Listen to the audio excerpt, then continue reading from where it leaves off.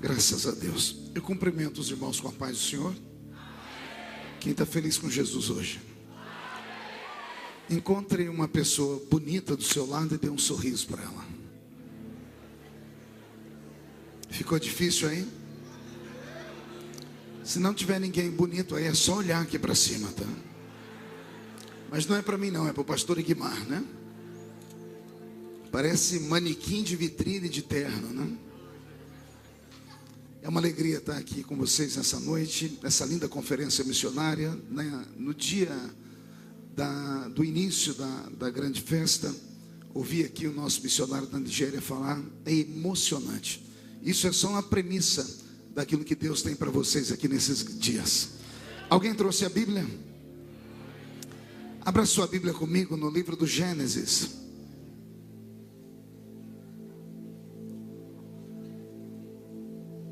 Gênesis capítulo de número 37.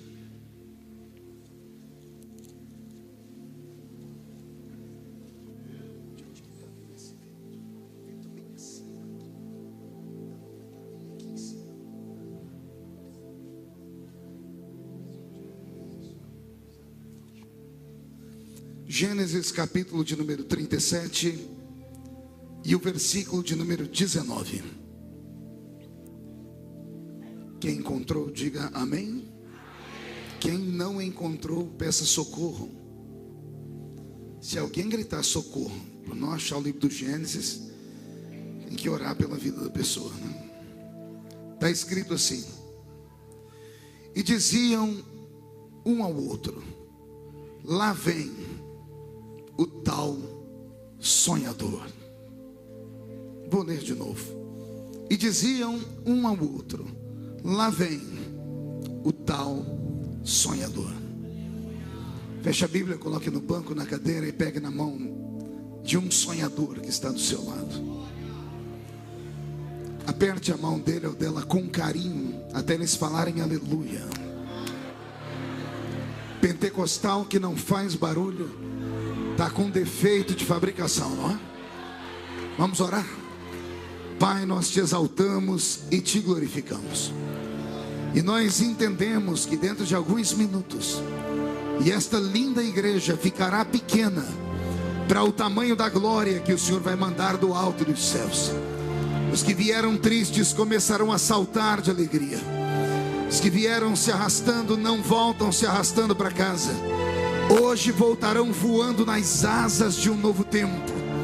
E antes que eu comece a ministrar a sua palavra, cerque esta igreja com a sua glória. E num raio de 5 quilômetros, onde houver um demônio alojado, eu dou a esses demônios segundos para sumirem daqui. Porque se não sumirem, serão queimados pelo poder da sua glória, que aqui será derramada. Rasgue o céu sobre o Gama nesta noite. Manda anjos de fogo descerem aqui. Que estes anjos desçam trazendo brasas de fogo nas mãos. Comecem a esparramar essas brasas entre nós. E onde houver um crente cheio do Espírito Santo, pega ele nesta noite, Jesus, e mostra o caminho da verdadeira e poderosa adoração. Fala conosco, fica conosco, agora e sempre, é o que eu te peço, em nome de Jesus. E a igreja diz: os que podem, tomem o seu assento aplaudindo a Jesus, porque Ele é bom, porque Ele é maravilhoso. Querida igreja, noiva do Cordeiro, simpatizantes da nossa fé, amigos que vieram de perto, de longe, Deus tem uma palavra para o nosso coração na noite de hoje. O livro do Gênesis, no seu capítulo 37, narra para nós, com minúcias de detalhes, a história de uma das maiores personagens da Bíblia Sagrada, que é José. E antes de eu falar de José, queria que o irmão lá do sonoplasta prestasse atenção ali do meu tecladista, que ele está desesperado ali, pedindo som no teclado e o som não chega. Ah, está chegando, isso, vamos acordar aí, senão o senhor atrapalha todo o andamento aqui. A igreja pode dar um glória a Jesus? Também não precisa extrapolar o som do teclado, bem baixinho, vai devagarinho, tá bom? Depois eu te dou um beijo. Ah, não quer não? Fica esnobando, fica. Glória a Deus. Retornando então. O livro do Gênesis, no capítulo 37, narra a história de José. A história de José é conhecida, a história de José é inspiradora, a história de José nos motiva. A história de José mostra que é possível ser rejeitado por tudo e por todos e acolhido por aquele que não faz discriminação de ninguém. Que é possível você sair de dentro de uma cisterna para ocupar o alto posto de uma nação. Ou seja, que é possível você ter acordado hoje de manhã dentro de um calabouço, mas hoje à noite você pode dormir dentro de um palácio. Tem alguém que acredita nessas histórias? Então dê mais um grito de glória a Deus bem forte, bem alto. Pastor, o que tem isso a ver com missões? Missão é algo que Deus planta no coração de um ser humano. É aquilo que Deus usa como marca sobre a vida de alguém que teve a oportunidade de vir a este mundo, nascer, crescer e existir aqui. Digo isso porque quantas pessoas não tiveram o mesmo privilégio que nós? Quantas pessoas foram ceifadas no ventre da mãe? Quantas pessoas foram ceifadas ainda na sua infância? Quantas pessoas foram ceifadas na sua adolescência e por isso não puderam desenvolver nenhum tipo de trabalho? Mas todos os que estão aqui dentro nesta noite têm pelo menos isso como motivo para agradecer a Deus. A morte talvez até tenha tentado te levar na infância. A morte talvez até tenha tentado te levar na sua adolescência. Mas aprove a Deus te deixar vivo. E se você está vivo, não é mera obra do acaso. Se você está vivo, é porque Deus tem algo extraordinário na sua vida ainda. Alguém acredita nisso? Falo isso porque de vez em quando, ao sentar com amigos, irmãos, nós ouvimos testemunhos. E os testemunhos geralmente vêm em dó menor. Dizem eles: eu nasci, mas a minha mãe não me amava. Eu nasci, mas meu pai me rejeitou. Eu nasci porque o método contraceptivo do meu pai e da minha mãe fracassaram. Eu nasci porque minha mãe foi estuprada e violentada. Eu sou fruto de um aborto mal feito. E eu venho nesta noite, na autoridade do Senhor dos Exércitos, dizer que tudo isto é mentira. Você não é uma obra do acaso. Você não é algo que aconteceu. Você é fruto de um projeto que só a eternidade vai revelar onde este projeto vai dar. Se você soubesse quem é que está sentado do seu lado nesse momento de verdade. Eu não estou falando do nome da pessoa, nem como amiga de Facebook, não. Se você soubesse onde Deus ainda vai colocar este ser humano que está aí. Se você soubesse como Deus ainda vai honrar esta pessoa, porque há dentro dele uma missão e um projeto que está para explodir. Eu vim aqui hoje como médico obstetra. Vim aqui hoje para dizer que esta igreja vai ser transformada num lugar onde bebês nascem. O Senhor vai fazer hoje nascer sonhos aqui dentro de nós. O Senhor vai fazer nascer projetos missionários dentro de nós. E se ainda tem alguém que acredita nessas mensagens loucas, não dê um grito agora não. Dê um berro de glória a Deus para acordar toda a cidade. Eu não fiquei satisfeito. Você pode levantar a mão direita para o céu, agarrar o ombro de quem está do seu lado, por favor. É aqui que eu vejo as pessoas que nasceram com uma missão e aquelas que ainda não sabem a missão que tem. Não obedecem nem a voz do pregador. Chacoalha a pessoa até ela ficar irritada, irrita ela. Tira ela do lugar, diga: Deus te trouxe aqui para isto. Diga: Deus te trouxe aqui para sacudir a sua vida, para sacudir a sua chamada. E só quem tem uma chamada dá um grito para acordar o gama inteiro. Aleluia. Maravilha. Eu sou assembleiano de berço. Cresci em uma igreja possuída pela glória do Senhor e tive a oportunidade de ver coisas que essa geração talvez nunca mais verá. Talvez pela promiscuidade galopante, talvez pela falta de fé, ou pela cultura exacerbada, ou pelos anéis de formatura que fazem com que as mentes sejam bloqueadas para aquilo que é sensível e aberta para aquilo que é lógica e racional. Eu vi milagres, eu ouvi profecias, eu ouvi homens e mulheres da roça, matutos, que só tinham 2 dentes na boca, o zagueiro e o atacante. Vi um deles falar em línguas e vi o outro interpretar as línguas. Eu vi pessoas serem arrebatadas em cultos como esse. E foi em congressos missionários como esse que a minha chamada nasceu. Digo isso como introdução dessa mensagem porque igreja não é apenas um amontoado de homens e mulheres. Igreja é um palco de sonhadores. E aqui podemos e vamos ser despertados nos sonhos. Não sonhos de barriga cheia, não pesadelos, mas sonhos nobres. Sonhos como que eu vi aqui acontecer. Eu vi aqui um africano falar que lá no país dele nunca teve uma creche, e de repente a ADEG chega lá.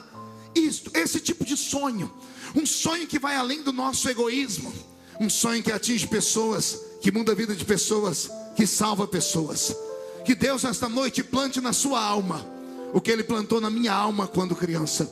Que Ele plante na alma dos adolescentes e jovens que aqui vieram a chamada missionária. Que Ele venha revelar e despertar no coração dos mais velhos, que não importa quantos anos você tem, ainda que as suas cãs estão brancas, o Senhor, quando faz uma promessa, Ele é fiel para cumprir esta promessa. Principalmente se esta promessa foi feita por sonhos poderosos.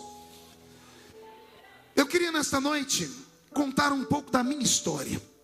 Vou pedir para que o Robson mude a música.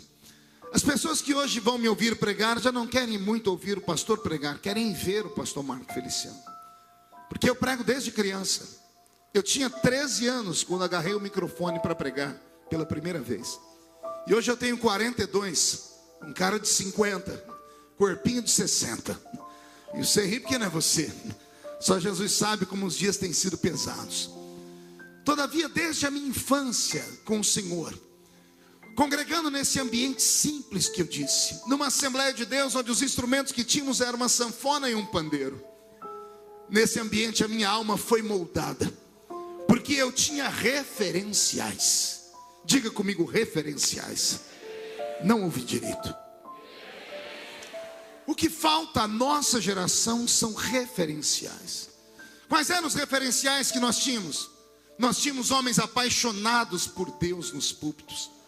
Nós tínhamos pregadores que nos inflamavam pelas suas histórias.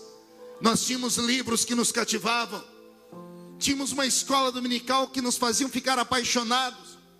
Tínhamos homens e mulheres que sentavam conosco para dizer: Jesus pode te dar uma história que Ele nunca deu a ninguém. Falavam para nós que se passássemos a madrugada em oração, poderíamos ver aquilo que os olhos nunca viram. Que se pagássemos o preço no jejum e oração, poderíamos ouvir aquilo que os ouvidos nunca ouviram. E se fizéssemos um pacto com Deus de santidade, sentiríamos aquilo que ninguém nunca sentiu. A promessa ainda está de pé para hoje. Aquilo que os olhos não viram, aquilo que os ouvidos não ouviram, aquilo que não subiu ao coração do homem, é o que Deus tem reservado para os missionários da ADEG nesta noite. Criado nesse ambiente, eu tive a oportunidade de congregar com irmãos muito simples. E esses irmãos muito simples me chamavam para as suas casas, que na época não tinham televisão, até por um regime doutrinário, mas tinham lá suas fitas cassetes. E um dia colocaram uma fita cassete para eu ouvir. E eu ouvi um pregador. Eu nunca tinha ouvido nada parecido. Eu conhecia pastores, conhecia pregadores de congregação, mas eu nunca tinha ouvido alguém que tinha a chamada da eloquência, que era um pregador digno de você parar, porque ele encantava com as palavras. E aí a irmãzinha que me levou para ouvir esta mensagem dizia assim: isso não é do homem, isso vem de Deus. E eu disse a ela: me explica. Ela disse: isto é o dom da palavra. E ela disse: se é dom, é uma dádiva. Se é uma dádiva, você não tem, mas pode receber. E eu disse: como receber? Ela disse: buscando, orando e crendo. Comecei a buscar mais fitas e fitas, e comecei a me envolver com esses pregadores gritões, com esses pregadores que nos encantam com suas mensagens, com a sua inteligência, com a sua eloquência. E eu falei: Senhor, eu quero ser um deles.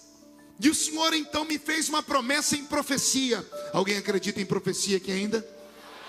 Ah, como eu gostaria de ouvir uma linda profecia nesta noite, daquela que nos faz arrepiar o corpo todo e os crentes entrarem em transe na presença de Deus. Faz muito tempo que eu não escuto. Parece que o espírito da profecia está de férias. Mas pois bem, depois de ouvir isso, me aproximei de uma família na minha cidade que conhecia muito essa prática da oração, e comecei a orar com eles.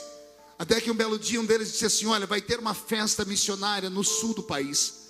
Lá nesta festa missionária acontecem sinais, prodígios e maravilhas. E eu, que até então só ouvia falar, queria ver. E chegou o grande dia desta festa. Isso foi em abril de 1988. Em abril de 1988 eu tive a oportunidade de participar de uma festa semelhante a esta aqui. De um congresso missionário. E eu nunca vi e nem ouvi nada tão forte. Nada tão santo. Descobri naquela festa missionária qual é a missão da igreja. Descobri porque algumas igrejas estão falidas. Descobri porque o Espírito Santo se afasta dos nossos cultos. Porque os nossos cultos foram transformados em teatros. Nossas reuniões foram transformadas em palcos e atores apareceram dentro dela. As pessoas saem de suas casas carregadas de vícios, de pecados, e não mais se arrependem deles. Chegam na igreja, jogam o seu corpo pesado no banco, põem essa desgraça desse chiclete na boca, cruzam os braços e fica mascando, dizendo: vamos ver o que vai acontecer com esse pregador hoje. As pessoas não sabem mais qual é a intenção de uma reunião como essa. A intenção de uma reunião como essa é para termos a memória de que Jesus veio ao mundo, morreu e ressuscitou. Mas ao ressuscitar, Ele deu uma ordem: ide por todo o mundo e pregai o evangelho a toda criatura. Quem crer e for batizado será salvo, mas quem não crer já está condenado. E estes sinais seguirão aos que crerem. Eis aqui o problema dos sinais desaparecendo. Nós não vamos mais ao mundo. O mundo, se quiser ser salvo, tem que entrar dentro da igreja hoje. Se o mundo quiser salvo, ele tem que procurar nos canais de televisão alguém que pregue. Porque desapareceu de dentro de nós a chama missionária, o que impulsiona a igreja, a força motriz da nossa fé. Vivemos uma época de egoísmo espiritual sem tamanho. Os crentes entram na igreja, olham e dizem assim: olha, dependendo do que esse pastor falar, eu saio daqui, não concordo com isso nem com aquilo. Aí tem uma igreja aqui do lado, a pessoa pega e muda para lá. Daqui 3 meses ela sai de lá e vai para outra do outro lado. Daqui 1 ano ela já passou por 15. Aí quando ela não acha uma igreja do jeito dela, ela abre uma igreja para ela. Mas não para ganhar almas, para dividir o trabalho, para pescar os peixinhos doentes. A essência da obra missionária desapareceu. Ah, se Deus pudesse nesta noite trazer aqui grandes homens como Oswald Smith, que já dorme no Senhor. Ah, se pudéssemos ter nessa noite aqui o reverendo Richard Hurbrand, que eu, quando criança, tive a oportunidade de assistir a sua pregação em São Paulo. Um romeno, que quando foi ministrar para nós, sem terno, sem gravata, somente com uma camisa de manga dobrada, milhares de pessoas querendo ouvir o grande missionário da Romênia. E ele, quando foi pregar, disse: irmãos, melhor do que falar, quero pregar com o meu corpo. E ele tira a camisa no púlpito, e as câmeras começam a filmar as marcas do seu corpo, cicatrizes que fariam qualquer um de nós morrer.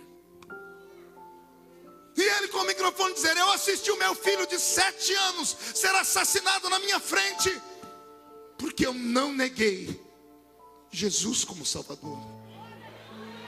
Mas se isso já te emocionou, segure o coração aí.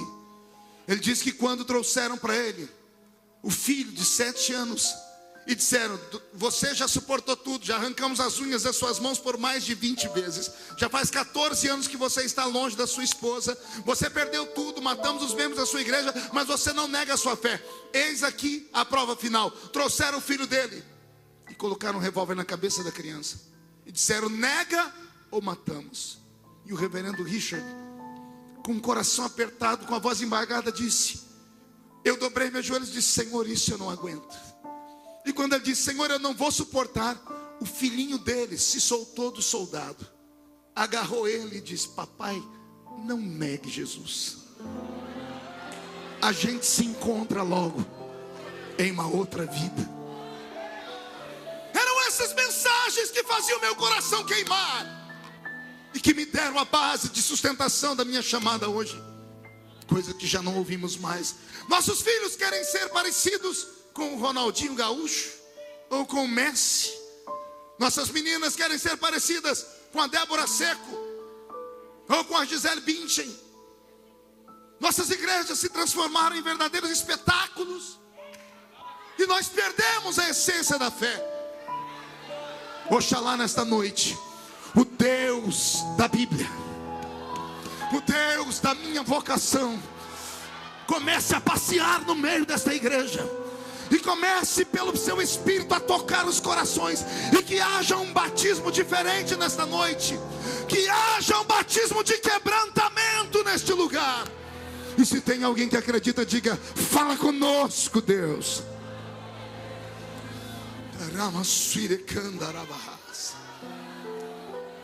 Era domingo de manhã, 1988, em abril. Eu sentado naquele imenso ginásio lá atrás, porque não consegui vocação à frente. E um pregador russo pregava, Gregório Cherdzuk. E o pastor Gregório, filho de missionários russos, pregou uma mensagem dura. Nós chamávamos ele de homem da mão de ferro. Pregava duro demais. Mas aquela manhã missionária, ele encantou a igreja. E ele fez um pedido de oferta missionária. Eu era um menino extremamente pobre. Morávamos em 12 pessoas dentro de 2 cômodos. E o dinheiro que eu tinha no bolso naquele dia era para eu fazer meu último lanche. E eu entreguei aquela oferta. Mas quando terminou aquilo, o pastor Richard disse, o pastor Gregório disse: depois desta oferta, eu quero fazer a maior de todas as ofertas. Quem aqui gostaria de doar a sua vida como oferta missionária? Aquilo acendeu dentro de mim uma paixão. Só que tinha uma multidão na minha frente. Eu saí correndo, mais gente correu comigo. Me derrubaram, eu derrubei os outros. Pisaram em cima de mim. Eu acho que eu pisei em cima dos outros também. Até que eu cheguei perto do púlpito. Eu era muito pequeno, sofria de inanição. Eu fui vazando daqui e dali, até que eu cheguei na entrada do púlpito, de frente àquele russo dos olhos azuis, e me joguei no chão. Só que eu não me sentia à vontade, ajoelhado. Eu deitei no chão. Ele orou por todos nós, mas quando ele estava terminando, ele agachou no púlpito e apontou o dedo para mim e disse: Deus recebeu a oferta de todos, mas Deus recebeu a oferta desse menino.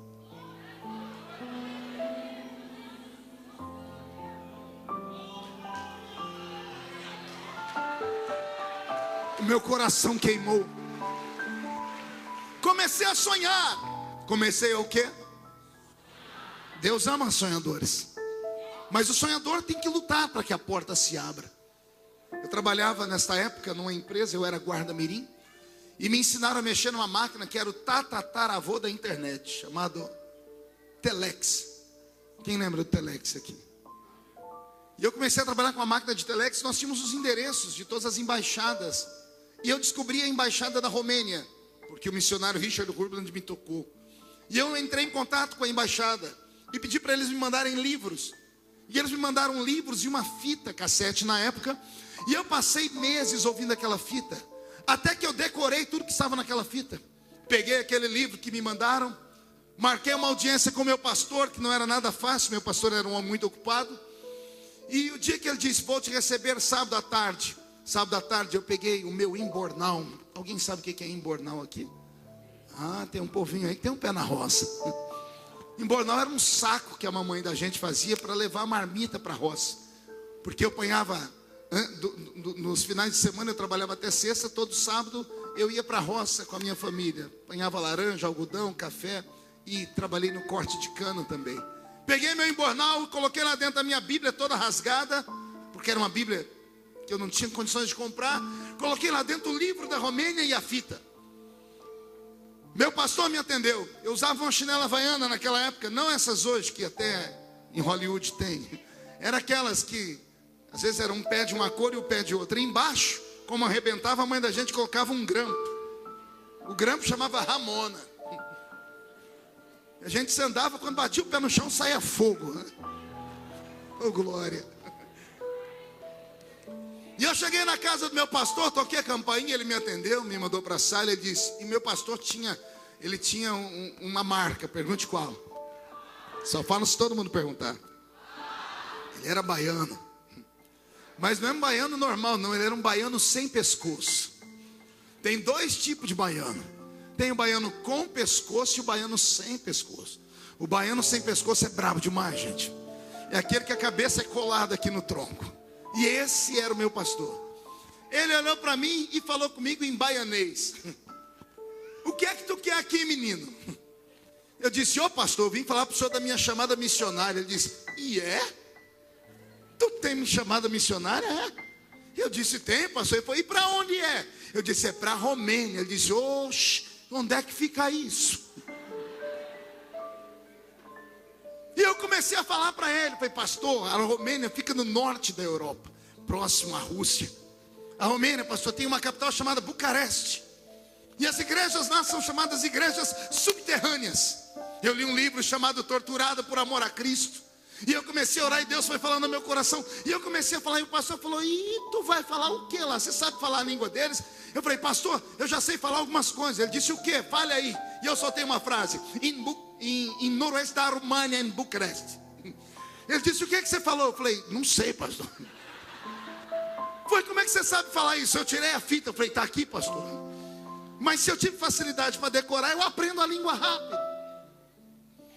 O que você conhece do país? Eu tirei o livro. O livro era metade em espanhol, metade em inglês. Eu disse, você leu alguma coisa? Pastor, eu não entendi nada aqui, mas eu aprendo, é rápido. E você vai fazer o que? Ela disse, eu vou chegar no centro de Bucareste. E comecei a pregar para o meu pastor. Pena que ele não se converteu. Eu tentei. E eu falei, eu sempre fui muito expansivo desde criança. Quando eu terminei de pregar, ele falou assim, acabou? Eu disse, já acabei, pastor. Ô dia maldito.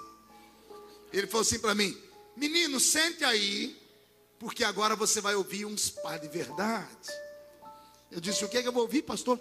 Uns pares de verdade. Ele olhou para mim e disse, menino, acorda.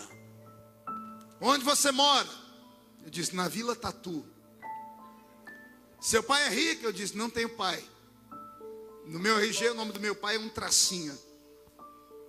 Sua mãe? Disse, minha mãe é lavadeira. E sua família? Todos trabalham na lavoura. Em quantas pessoas vocês moram? Em 12. Como é que é a sua casa? Tem 2 cômodos.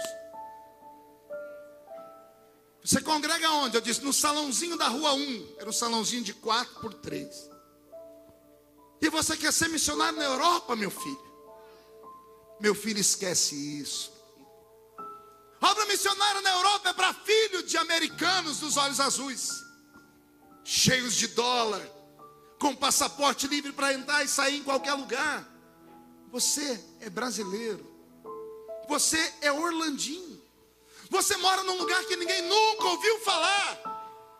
Você não tem pai, sua mãe é lavadeira, você mata em dinheiro. Me desenha a sua casa de 2 cômodos, como é que ela é? Ela é forrada. Eu disse, não tem forro não, pastor. E o banheiro? Eu disse, é do lado de fora de casa. O chão é vermelhão. Como é que é a parede?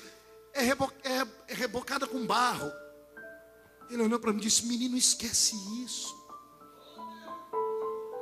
Você pode ser missionário. Aí eu levantei os olhos. Posso, pastor? Pode, mas na sua rua, na sua escola, no seu trabalho, ganhando os seus vizinhos. E eu comecei a chorar. Ele levantou e disse, eu prefiro ver você chorar agora do que chorar amanhã frustrado, do que amanhã você chamar Deus de mentiroso, você falar que o seu pastor foi mentiroso porque ele te fez uma promessa que nunca vai poder se cumprir.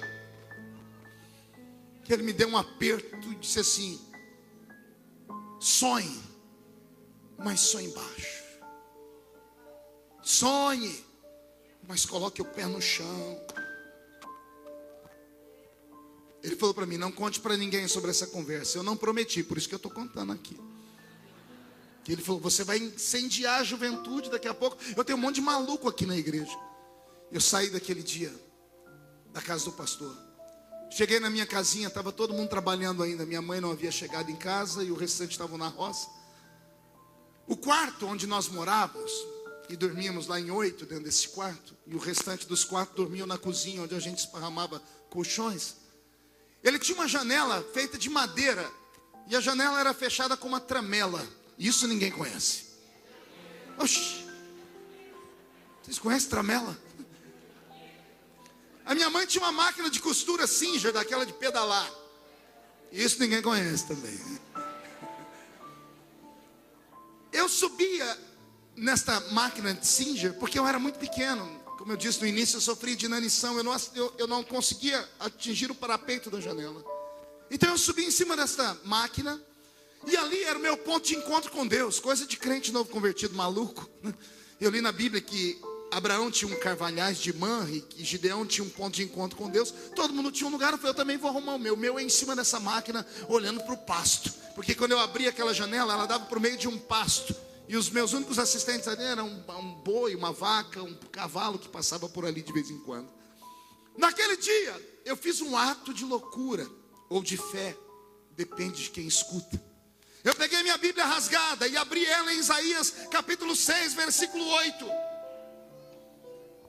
Onde o Senhor pergunta, e agora a quem enviarei? Quem há de ir por nós? E o profeta responde, eis-me aqui, envia-me a mim. Eu mostrei para Deus esse texto, só que o texto não existia mais. Quer perguntar por quê? Só se todo mundo perguntar. Eu chorava em cima desse versículo. Eu pegava minhas lágrimas e marcava ele, até que rasgou a Bíblia.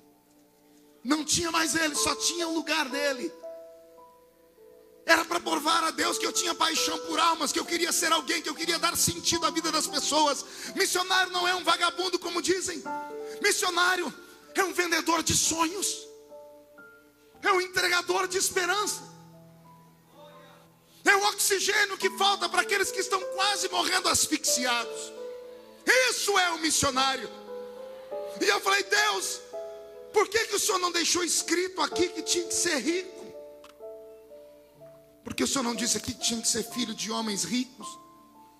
O Senhor só perguntou a quem enviarei, porque o Senhor não acrescentou, só posso enviar gente rica, que tem dinheiro, que mora em grandes centros, que sejam filhos de pastores, presidentes de ministérios grandes. Por que o Senhor não deixou isso escrito aqui?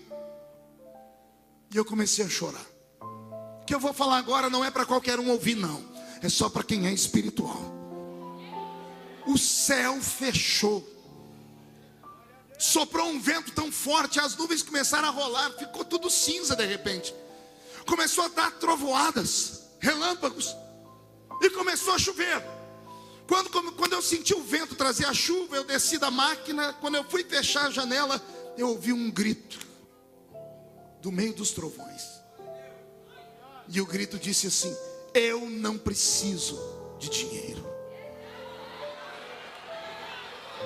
eu não preciso de passaporte, eu só preciso de um sonhador. E eu vou repetir. O Senhor disse para mim naquele dia: não preciso de dinheiro de homens, não preciso de passaporte, ou seja, eu independo da terra. Mas se eu encontrar alguém que sonha, alguém que deseja, alguém que quer, eu posso dar a este homem, a esta mulher, aquilo que homens não podem dar. O Senhor me trouxe nesta noite de quinta-feira aqui, no início desta conferência missionária, para dizer a você que Ele independe do seu dinheiro, Ele independe das pessoas abrirem a porta ou não. O seu coração tem que bater forte, os seus joelhos têm que tremerem, os seus olhos têm que marejar em lágrimas, porque se houver alguém aqui que tem sonhos, meu Deus te levará até os seus sonhos, nas asas do vento. Tem alguém que tem sonhos aqui? São sonhos grandes. Você estaria disposto a morrer pelo seu sonho? Estaria disposto a enfrentar tudo e todos pelo seu sonho?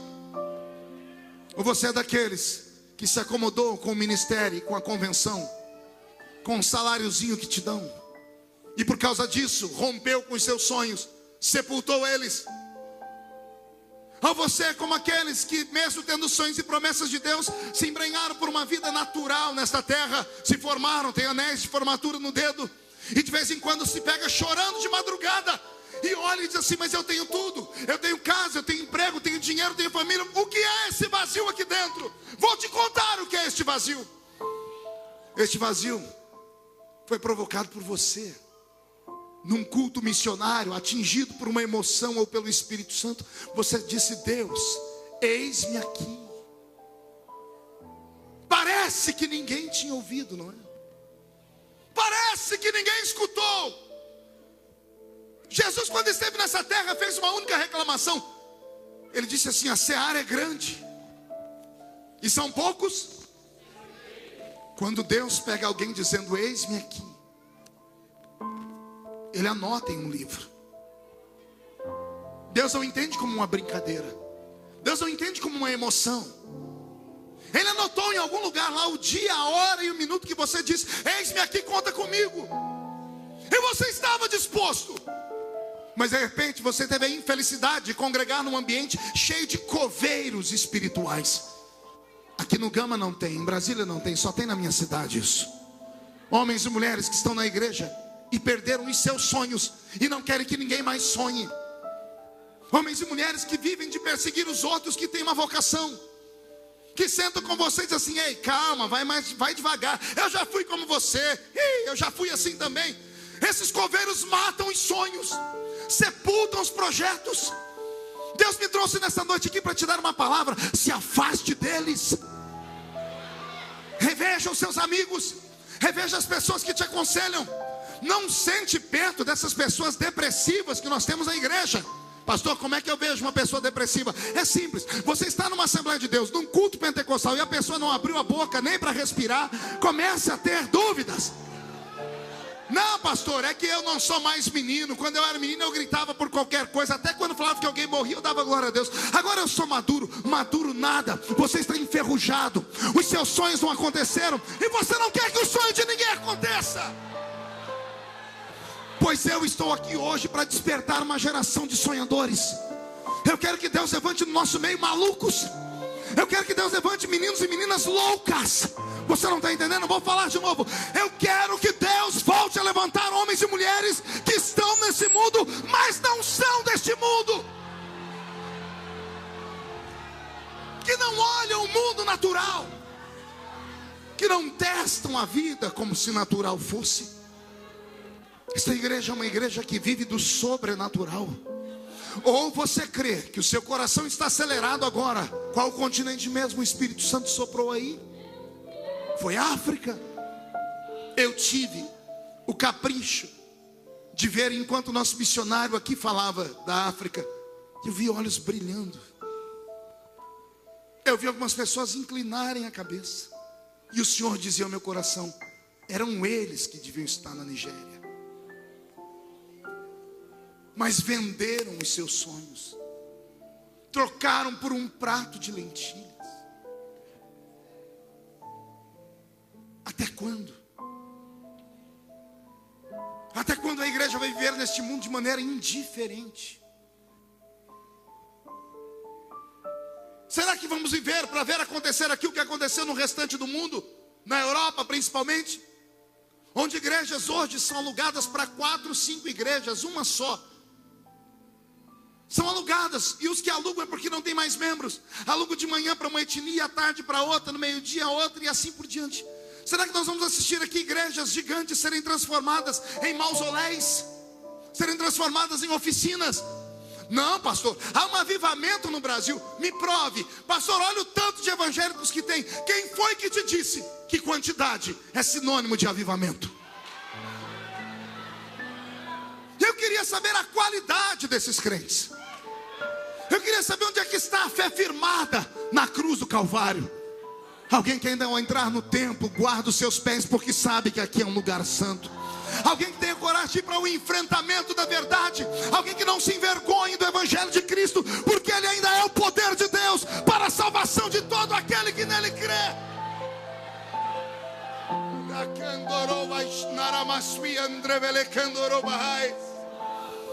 Onde estão os crentes que oram em línguas? Cadê os corais de línguas estranhas? Cadê os homens e mulheres que ainda podem cantar? Vejo um homem de branco dentro da congregação. Esse homem é o Filho de Deus. Onde estão aqueles crentes que ao entrarem por aquela porta esquecem seu anel de formatura, esquecem sua posição no mundo, esquecem o carro importado que está lá fora, e ao entrar aqui dentro vive o sobrenatural, o misticismo da fé? Ou você esqueceu disso? Ou você esqueceu que essa igreja foi fundamentada no alicerce de homens e mulheres que não sabiam ler nem escrever, mas que quando corrompiam seus joelhos no chão, faziam Deus ficar de pé no trono para trazer a nós as respostas?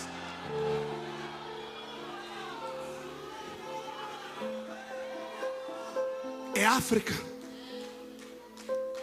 É a janela 1040. Eu tenho trocado comunicação com o pastor Saed. Tive a oportunidade de batalhar por 2 anos. Eu me emociono pela vida do pastor Yosef Nardakani, ambos no corredor da morte, no Irã, simplesmente porque falam de Jesus. Dias atrás eu postei na internet uma frase, meu Deus, o mundo desabou em cima de mim. Eu disse: enquanto o mundo inteiro tem uma comoção pela morte de um leão, o mesmo mundo não se comove com a morte de 150 mil cristãos, somente nos últimos 3 anos, na Síria. Crentes são crucificados em pleno século 21 e ninguém nada diz. Pessoas são decapitadas, crianças são queimadas.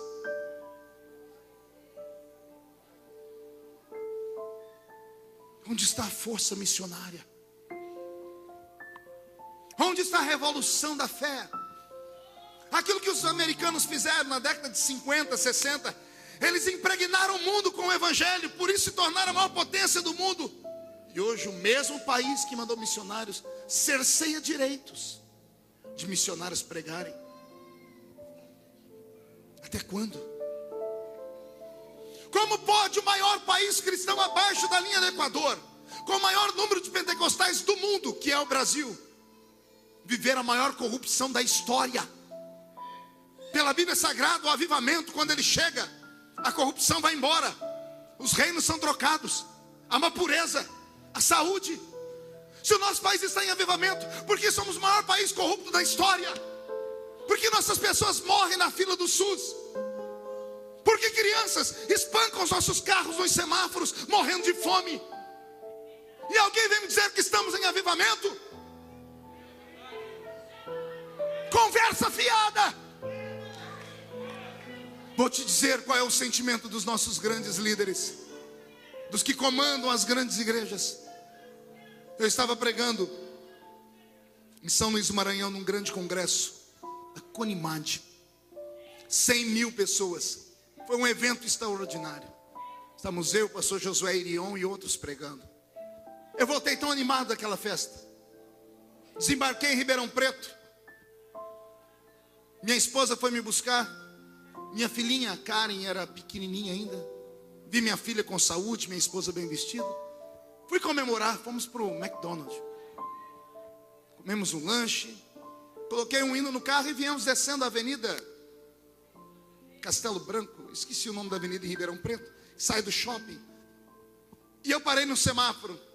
Quando eu parei no semáforo, conversando com a minha família, rindo, uma criancinha dependurou no vidro do carro. Narizinho sujo, toda suja. Tio, me dá uma moedinha. E eu ouvi naquela semana uma propaganda dizendo: não dê esmola, que você desperta vagabundos. A prefeitura tem um lugar para cuidar deles, eles que não querem ficar pedindo dinheiro. E eu olhei para aquela criancinha e disse: você tinha que estar na escola. Eu disse: mas eu não tenho nem casa para morar, tio. Abri o semáforo e disse: o tio tem que ir embora. E corri com o meu carro. Deixei para trás aquela criança. O semáforo da frente fechou. Parei no semáforo. Veio 1, 2, 3, 4 crianças. Eu olhei para minha esposa, para minha filha, com medo de ser assaltado. Levantei o vidro do carro, liguei o ar-condicionado e botei o som bem alto no carro, para ninguém escutar nada. No próximo semáforo a mesma coisa. Eu não vi a hora de sair dali, que eu estava ficando apavorado. Quando eu peguei a rodovia em Anguera, estava dirigindo o carro, o Senhor disse para mim: covarde.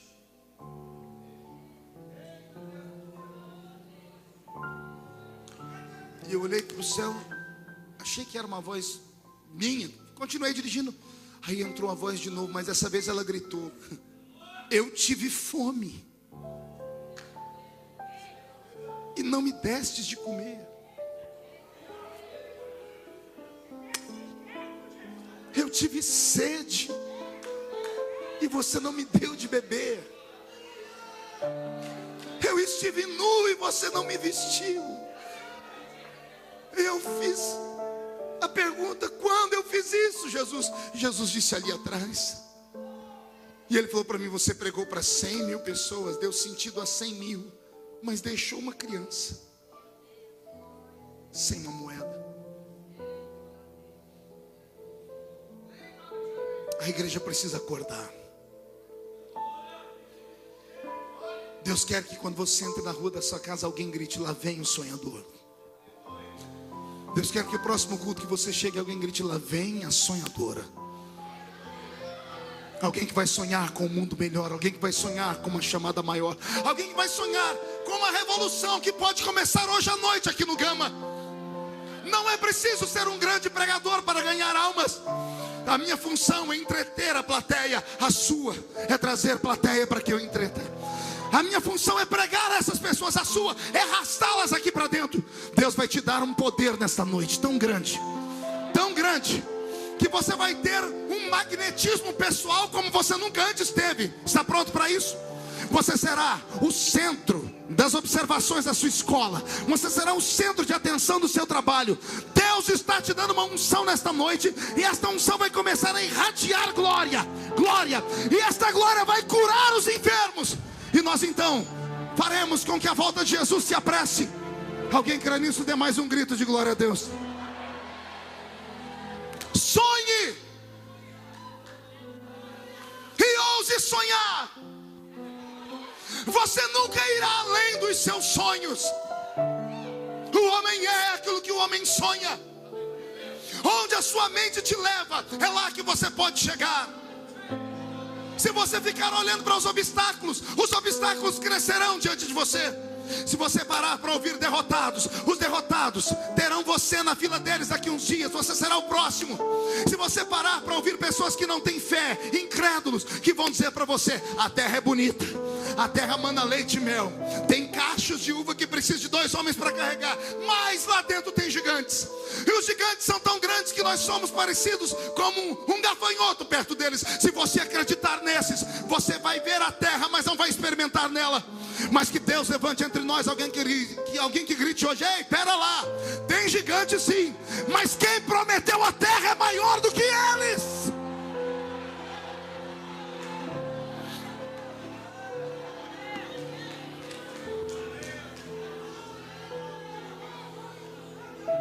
Chega de andar com o pé na terra. Eu quero te desafiar a tirar os pés da terra hoje. Uma vez eu estava pregando num congresso missionário, e eu falei sobre sonhos. O pregador que veio depois de mim, de maneira muito deselegante, falou assim: eu ouvi aqui um pregador falar de sonhos. Eu queria dizer para os irmãos que sonhar tem que se sonhar com responsabilidade e equilíbrio. Você pode ter a mente no céu, mas o pé tem que estar na terra. Porque se você tirar os pés da terra, já não é mais sonho, é delírio. A tréplica era minha. À noite era minha vez de pregar. Eu falei assim: eu quero aqui agradecer o pregador que me corrigiu, porque eu preguei algo que eu não devia ter pregado aqui. Eu disse que os homens e mulheres têm que sonhar, mas eu aprendi com ele que homem e mulher de Deus não tem que sonhar não, ele tem que delirar mesmo. Porque o delírio é loucura. E o que é loucura para os homens é sabedoria para Deus. Que tem eu ou você quando Deus levanta o profeta e diz para esse menino aí do lado: vou te usar. Quem é o homem para medir como é que Deus usa um homem ou não? Quem é que pode determinar qual é a fórmula que existe para Deus levantar alguém? Me diga aí, qual é a equação? Não, Deus só vai levantar isso, isso e aquilo. Acorde, vá ler a Bíblia, pelo amor de Deus. Eu li a Bíblia 33 vezes, de capa a capa. E eu encontrei um negócio aqui na Bíblia que eu dei muita gargalhada. Um tal rancho dos profetas. Quem já ouviu falar disso? Não é os que tem hoje não, que as pessoas reúnem para orar. Eu estou falando da Bíblia. Rancho dos profetas na Bíblia. Sabe o que era o rancho dos profetas? Uma faculdade, uma escola para profetas. Percebeu aí? Escola para profetas. Numa época em que ninguém sabia ler nem escrever, só ia aprender a ler e escrever na escola de profetas filhos de ricos, filhos de reis, filhos de sacerdotes que eram mantidos pela casa, pelo povo com as suas ofertas. Só ia para essa escola de profetas menininhos, filhinhos de papai, eu desafio qualquer pregador aqui entre nós ou teólogo me dizer qual dos profetas da Bíblia saiu dessa escola. Pense numa escola que não prestou para nada. Teve um dia que um profeta, os filhinhos de papai foram chamar ele de careca, ele ficou bravo, deixando de lado se está certo, se está errado, se é legal, se é moral. O profeta falou: Senhor, aquela escola só gera esse tipo de gente aí, ó. Gente que debocha dos outros, gente que olha as pessoas de cima para baixo achando que sabe mais do que a gente. Tem como o senhor fechar a escola? Uma ursa foi lá e acabou com a escola inteira. Eu acho que nem professor sobrou mais. Quer que eu te diga onde é que Deus levantou os homens? Deus levantou Amós, peão de trecho, amansador de boi, amansador de burro bravo. Deus pegou Amós em cima de um touro, vendo ele dobrar o chifre do boi para baixo, disse: esse cabra é macho. Se ele agarrou um boi pelo chifre, ele pode agarrar o diabo pelo chifre também. É esse que eu vou usar.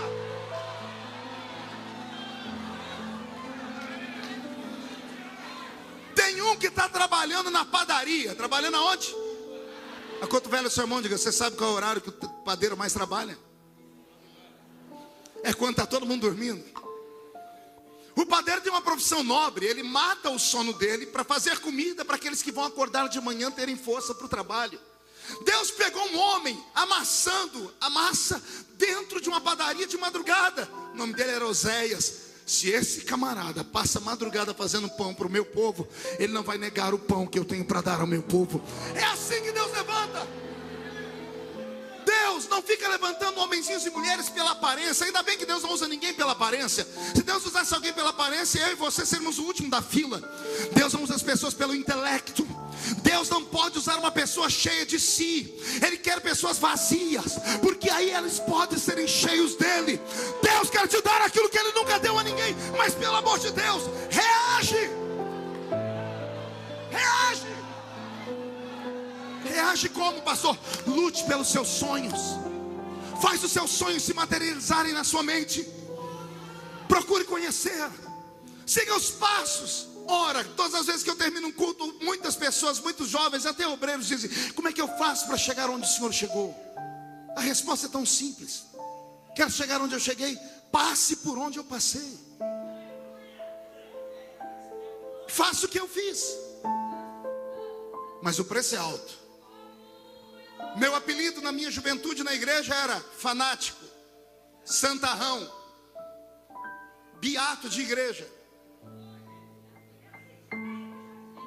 Era assim o meu apelido, porque todo lugar que eu chegava, meu apelido era espalha-rodinhas. Todos os jovens estavam perto, iam saindo um por um e me deixavam sozinho, porque eu só falava de Deus. Eu só falava de missões. A Bíblia diz que a boca fala daquilo que o coração está cheio. Meus amigos queriam azarar as meninas. Meus amigos queriam ir domingo à tarde jogar bola. Outros queriam ir para o shopping. As meninas tinham lá suas vaidades. Mas eu era movido pelo Senhor a buscá-lo. Uma vez eu subi a montanha para orar de madrugada, chorando porque eu não tinha amigos na igreja. E é muito duro você ser sozinho no ambiente. Eu disse: Deus, por que eu não posso ser igual a eles? Descolado igual a eles? Porque eu não posso ser como esses meninos e meninas que eles são queridos por todos, são famosos no nosso meio. Por que eu não posso ser como eles? E o Senhor falou comigo: porque um dia eles vão querer ser como você. O que não custa nada também não vale nada. Anote aí: o que não custa nada não vale nada. Receber o ministério de qualquer forma, amanhã você vai perder ele. Mas ser provado, testado, sangrado, perseguido, humilhado, jogado debaixo dos pés dos outros, ser chamado disso ou daquilo, isso vai te dar forças. Você só tem duas coisas a fazer com as perseguições que você sofre: ou você transforma elas em chapéu, ou você transforma elas em tapete. Se transformar sobre chapéu, vai pesar sobre a sua cabeça e você nunca vai olhar para cima. Se transformar em tapete, você vai limpar os pés em cima disso e vai se projetar para cima. Quem aqui tem uma vocação divina, dá um berro para acordar a cidade toda.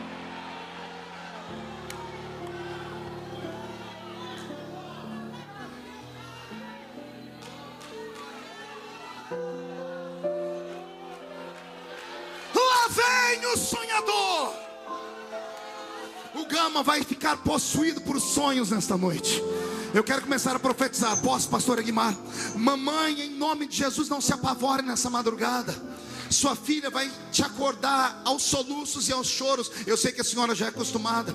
Sua menina sempre chora por causa do namorado, do noivo, depressiva, angustiada, com problema de imagem. Ela tem distorção de imagem, ela se acha feia, ela quer ser parecida com a Barbie. Tem um monte de problemas. Todas as noites a senhora vai lá para confortar a menina porque ela chora.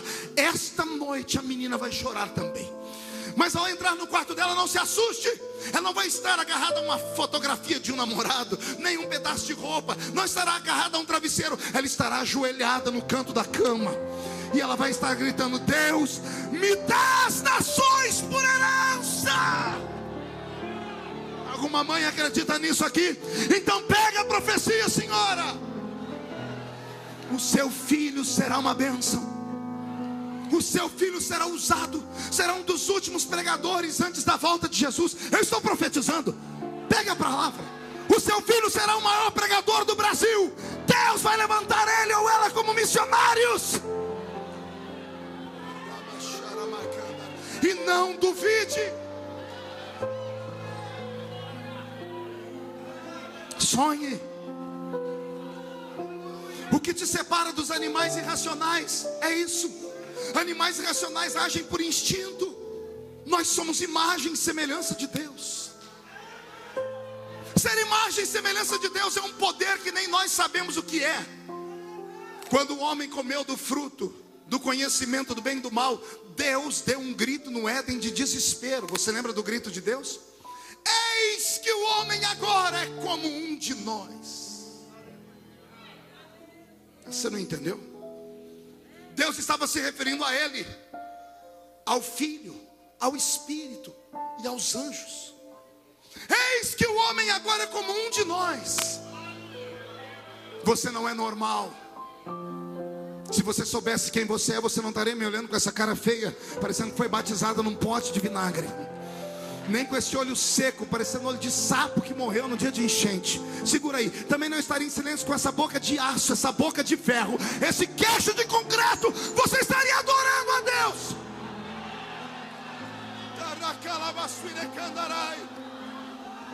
Ah, como eu amo esses crentes malucos que pulam na igreja. É desse mato aí que sai a lebre que ninguém espera. Anote o que eu vou dizer. Quem viver verá, para Deus colocar a mão dele sobre a sua vida e você ser ainda o maior missionário deste século. Quem pega essa profecia, quem pega, põe no coração. Dá um grito, dá um grito, dá um grito, dá mais um grito, dá um grito.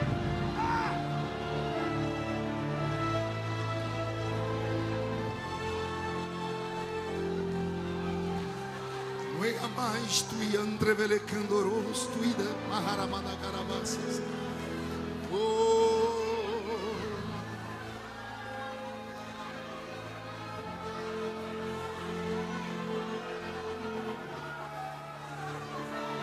Olhe para mim.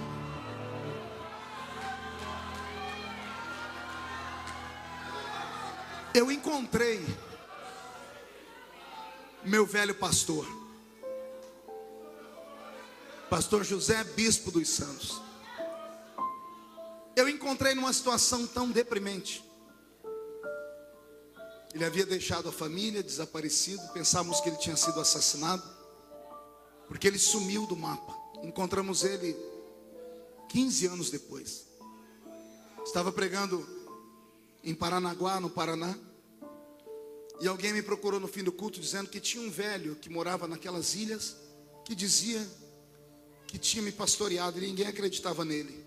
Quando alguém me falou o nome dele, eu disse: você tem como me levar até a casa dele? A pessoa falou: mas já é meia-noite. Eu falei: eu quero ir lá agora. Entramos numa voadeirinha, uma lanchazinha, atravessamos um braço do mar. Fui na ilha, 1h da manhã, estou batendo na porta de uma casa. Quando a porta abriu, aquele pastor que era tão grande para mim, porque eu era muito pequeno, agora eu olhei para baixo para falar com ele. Ele me olhou e tomou um susto. Marco, é você? Eu disse: sou eu, meu pastor. E ele disse: eu não sou mais pastor. E ele caiu de joelhos no chão, Egmar. Ele teve um choro compulsivo. Eu ajoelhei do lado dele e disse: meu pastor, se levanta. Entrei dentro da casa dele, ele falou, deixa eu te mostrar uma coisa. Ele abriu uma gaveta, dentro da gaveta um monte de fita cassete minha. Ele disse, tudo que é seu, onde eu acho, eu compro. Eu falo, ninguém acredita que eu te conheço.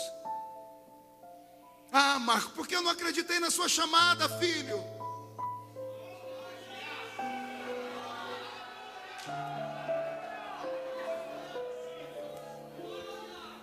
Eu olhei para ele e disse assim, meu pastor, eu não lhe culpo. Deus lhe usou para me testar, para ver se eu ia abraçar as suas falas ou se eu ia me revoltar contra elas. A escolha era minha. O Senhor só foi um instrumento. É Penina da Bíblia. Penina não era má, foi um instrumento de Deus para despertar Ana. Cumpria Ana, sim ou não, dar a luz a Samuel. Penina não é má. O meu pastor não era mau. As pessoas que te perseguem não são más, são seus amigos, só que eles não sabem. O seu inimigo é seu amigo, só que ele não sabe. Porque é o seu inimigo que te faz chorar. Quanto mais você chora, mais você ora. Quanto mais você ora, mais você chega perto de Deus. Quanto mais perto de Deus, mais você o toca. Quanto mais você o toca, mais ele se compadece e ele derrama sobre você a bênção dele. O seu inimigo não é seu inimigo, ele é seu amigo e não sabe. Convidei ele para ir no culto terça-feira. Tinha acabado o congresso, Sigmar, domingo à noite, eu ia embora na segunda de manhã. Troquei meu voo, liguei para o pastor José Alves. Disse, pastor, eu quero ficar para o culto de terça. Ô, Mar, que bom ter você aqui na terça. Na terça-feira eu pedi para o pastor José ir para a igreja. Ele botou um terninho, sentou no meio do povo. E eu comecei a pregar. E eu falei, eu quero apresentar para vocês o homem que Deus usou para que eu estivesse aqui. Aleluia.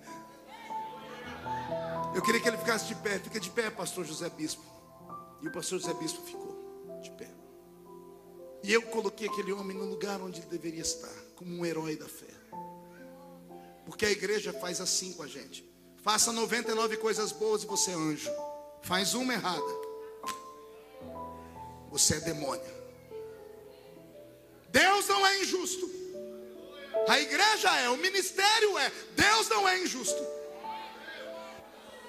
E depois que eu terminei de pregar, eu sentei, o pastor José Alves falou, ele ainda é pastor? Eu disse, pastor, contei a história para ele. Pastor José Alves, eu nunca vi nada parecido. Terminou o culto, ele chegou no microfone, sabendo da história do pastor Bispo. Disse, irmãos, Deus aviso, eu quero aqui agora convidar o pastor José Bispo para dar a bênção apostólica.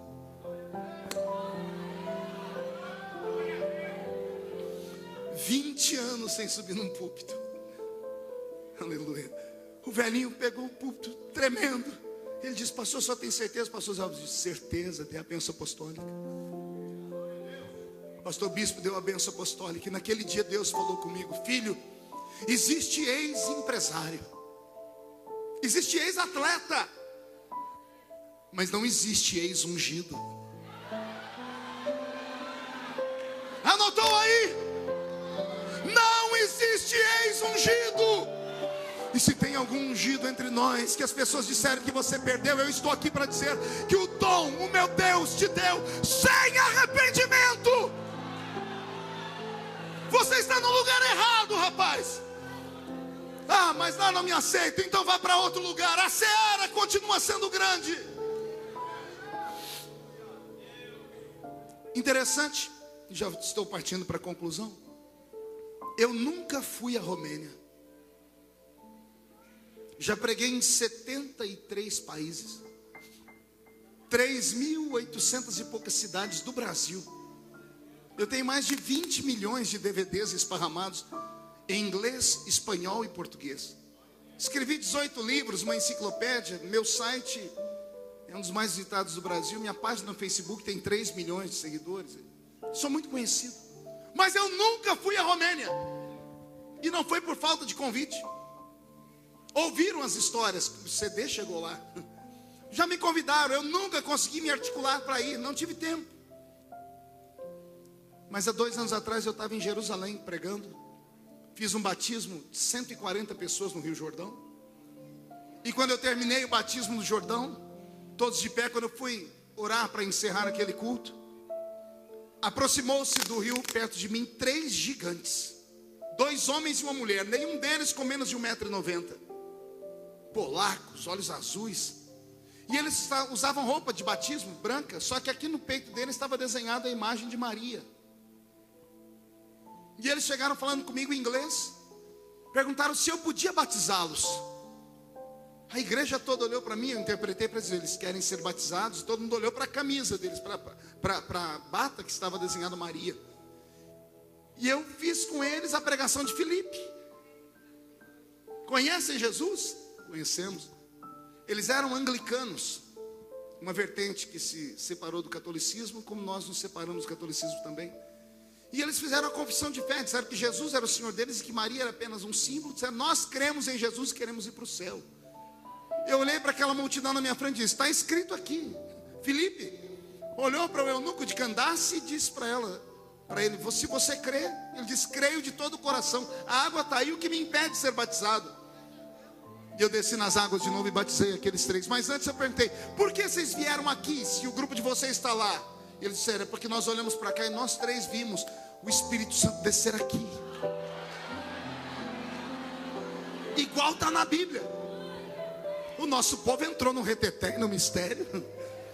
E eu batizei os 3, foi uma festa. Quando eu saí dali, sentei numa muretinha para tirar a meia que estava no meu pé.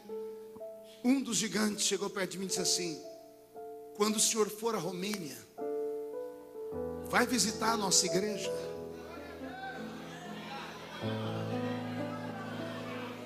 Meu coração acelerou e disse, como?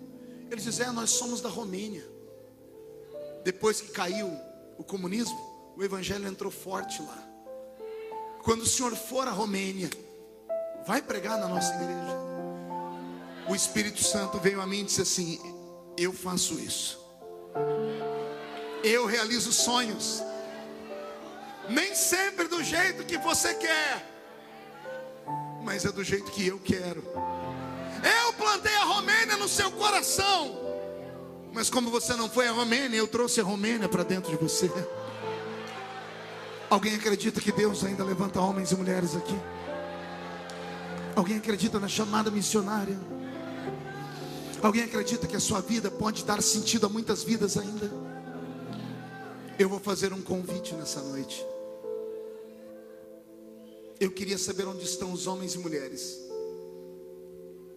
cujo coração arde quando ouve falar de missões, mas que não consegue ver oportunidade. Ninguém acredita em você.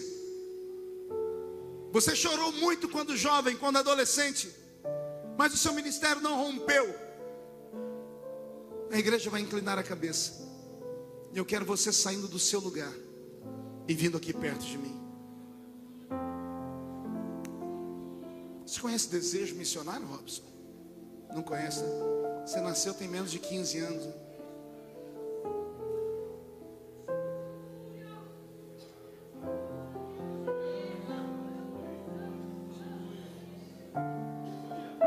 Aleluia. Que coisa linda ver minhas irmãs de cabelos brancos virem à frente orando.